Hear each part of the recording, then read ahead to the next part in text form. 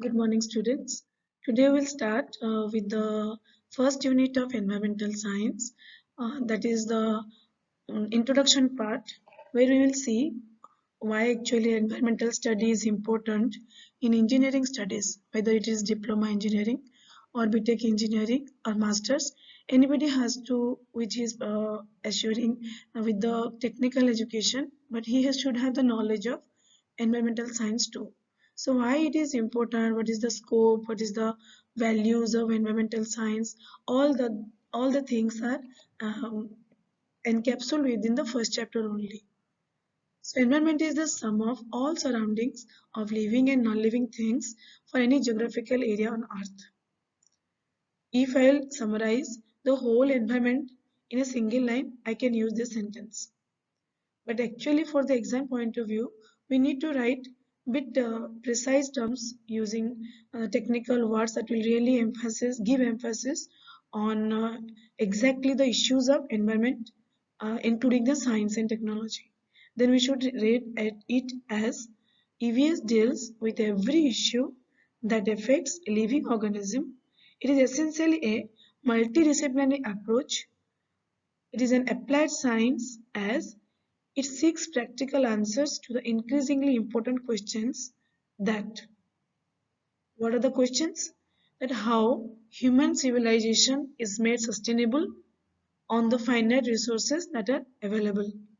Means if we are using the resources staying on the earth, what how they came to the earth, how we are using it sustainably for the maintenance of our lives, and how we depend on others for our proper living on the earth.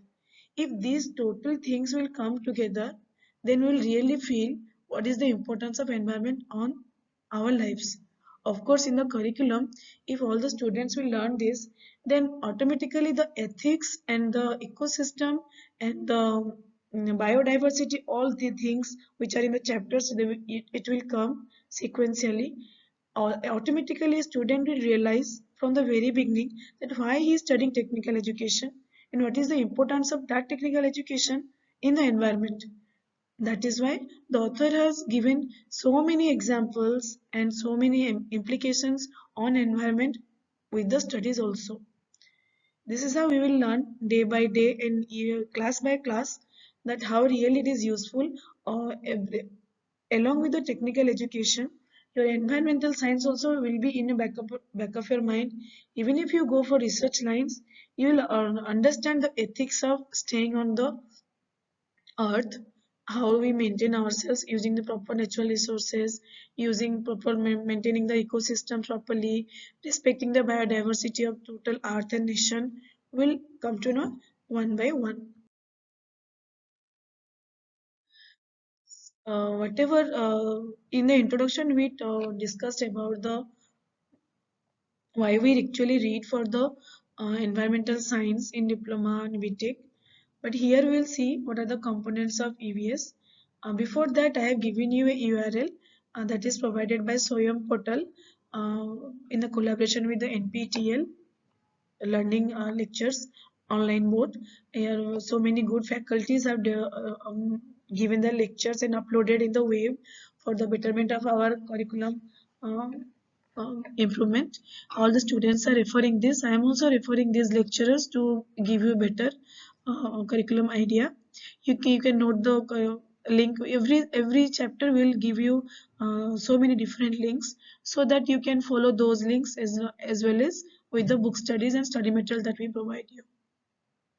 See, here also you will get to know that ecosystem, ecology, biodiversity, whatever is there we read for environmental science, all are focused. Even if we take whatever stream we want for our curriculum education, but anyhow it is focused to the environment only. So if somebody takes medical, somebody takes engineering, somebody takes basic science or humanities, after all, environment is the sole purpose that where we are staying and we are focused to develop that only. That is why we get the education.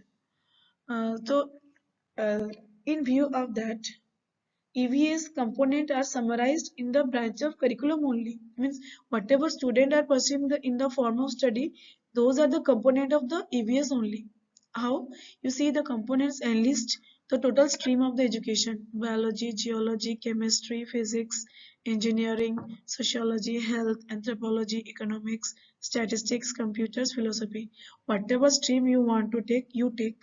But after all, you have to work for environment, you have to stay in society, maintaining all the biodiversity ethics and ecosystem rules. That's why the components are enlisted as the stream of education. Got it? After knowing the introductory part and the components of environmental science, if we will discuss about the scope, if somebody reads the environment, focusing to the environment or any of the stream, that he or she should have the idea that why she is reading this paper. Then what is the scope? EVS is not a single subject, that we got to know this in the before slide, that EVS constitutes these components. So EVS is not a single subject. EVS is integrated subject such as biology, chemistry, physics, resource management, economics and population. Hence, the scope of EVS is extremely wide. How? If somebody is reading engineering, civil engineering, then civil student must understand how to utilize his curriculum background in developing the society, like in construction, in road, in highway, in drain management, in dam projects. He should utilize his focus in that. If somebody is reading electrical engineering, then electrical engineer must ensure that what type of grid he should set up in a city or in an urban area without destroying the forest, without disturbing the landmass, without destroying the rural people's interest or urban people's interest, without exposing more to industrialization, how he can set up the grid. If he is able to do that, then he has really inculcated environmental science with his engineering study. Same as with the medicine. If somebody is reading medicine, all the chemicals that he is going to use to manufacture medicine, or a physicist, if he is going to manufacture medicine or giving the composition idea to the pharmacist to prepare the medicine, then without wasting the ethics of ecosystem and diversity system, ecological balance maintain, after maintaining all the ecological balance, if he is prescribing the medicine, preparing the medicine, then it is useful or not, and how the producers are really producing the medicine, how the consumers are consuming it without having any side effects.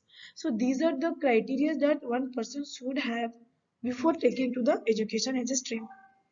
So this is how the scope of environment is never a squeezed one, it is always a wide variety scope. If somebody takes environment science as a minor or major paper, he is going to read all the basic curriculum studies, but at the parallel, he should have the environmental science idea too. The scope, the components, the introductory part, the importance, everything is good. But if we'll start reading deep into the curriculum, then how environment science we should start with. First thing comes into our mind or into anybody's mind, actually really we are the beneficiaries of environment, or we are the really culprit of environment, or we are the really resources to environment, being human being. It is a great question.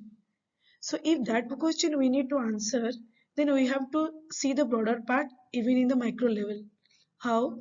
Because first of all we have to think environment is not for us, and we are not the single element that we enjoy environment or stay within.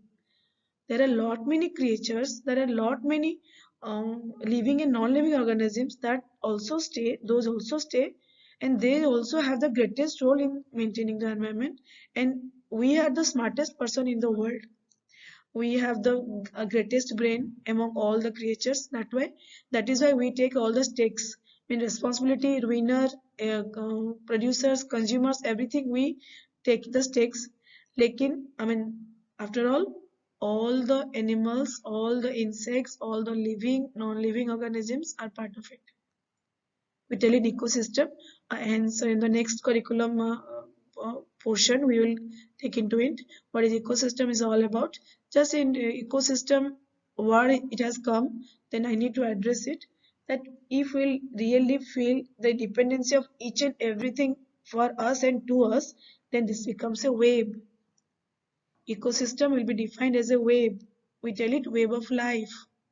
An ecosystem made up of all living animals and plants and the non-living matter in a particular place like forest, lake, desert, under the ocean, wherever it is, it becomes a web of life or ecosystem. The idea of web of life or ecosystem is the interdependence between each other, among each other. I have shown it through a nice diagram. You can see how everyone is dependent. In the picture, it is shown a plant gets sunlight from sun and gets carbon dioxide from atmosphere, gets all the nutrients and water from the soil, and it can produce through the process of photosynthesis. It can produce food. It can produce food for itself. Just a minute.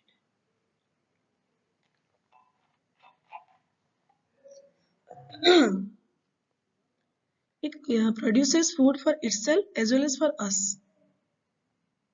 We are the consumers. A lot many consumers are there. This is how we depend on plants for the production of food, and we take it. We are the consumer.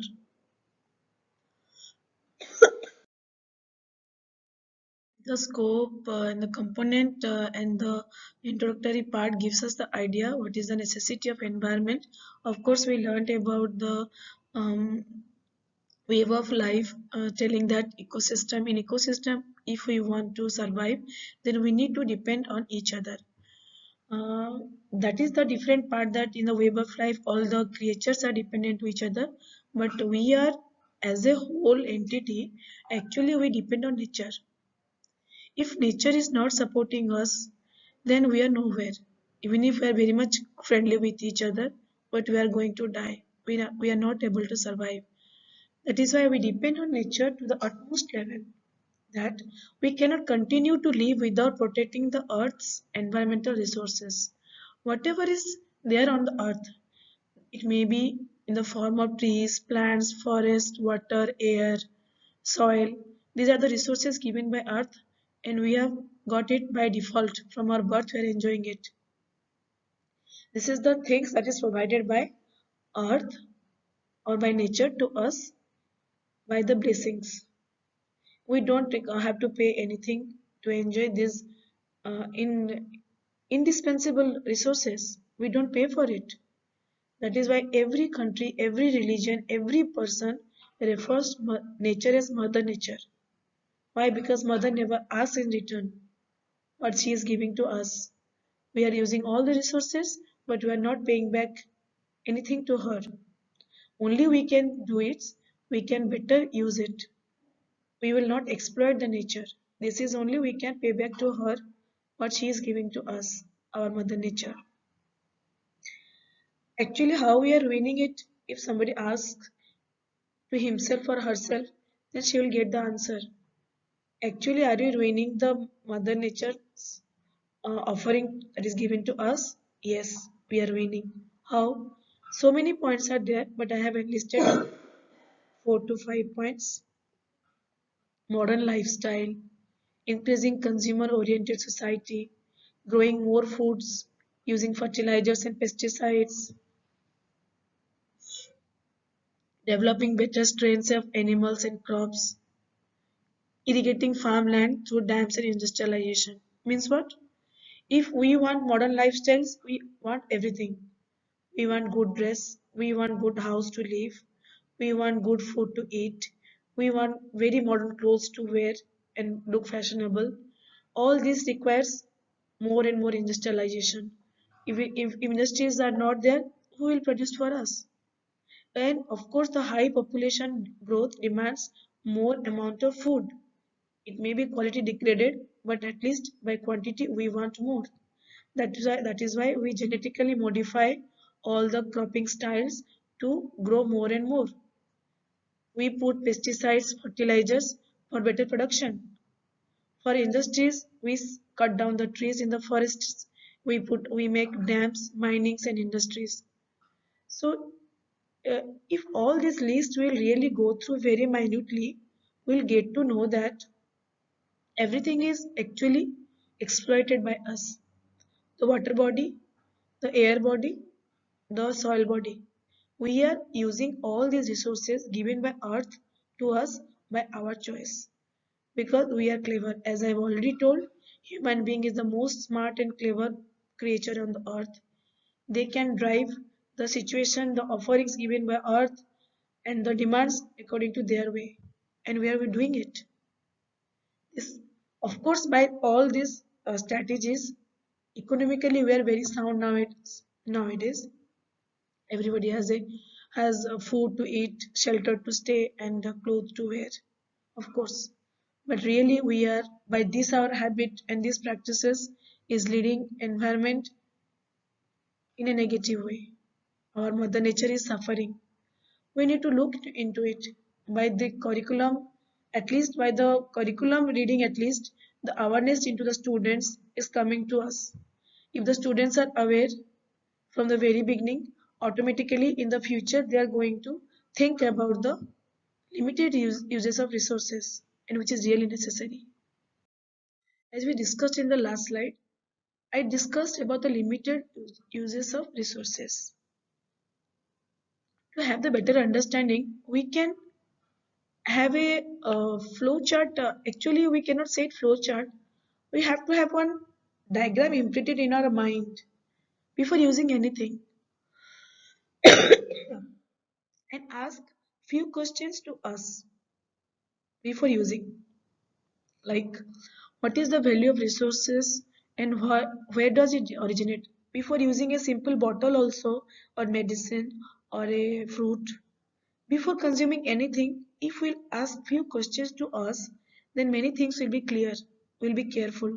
Like first question we can ask to us is what is the value of resource and where does it originate? Who uses it most intensively and how? Second question. What then how? Who and how? Next is how is it being overused or misused? If this production is there, it is overused or misused. We have to ask. Who is responsible for its improper use? The resource collector, the middleman, or the end user? If being a student, I am teaching you this paper, from today onwards, it is my request to you, by following this study curriculum, at least from today you start thinking. Whenever you are drinking a Coca-Cola can, or you are biting a burger, or you are sipping a cup of tea, before doing anything, just ask these few questions to you. Last question you should not forget to ask, how can we help conserve it and prevent its unsustainable use? This question is the most vital one. You have to ask it. I've given you an example. I've taken an example of Tetra Pak juice. Everybody takes it. Like nowadays we get non-sugary Tetra Pak juice. We have some brand names like Real fruit juice, Tropicana, Delight. There are many fruit juice available in the market. All are Tetra Pak, high quality, less sugar, less preservative, less real fruit pulps. Everything is assured for our better health. I know it. But before consuming that, you have to ask those few questions in form of how, who, what, where. So ask it. Once we begin to ask this question to ourselves, we will begin to live life in a sustainable way and we will support the environment. We will not exploit the resources given by earth to us. We will be more careful.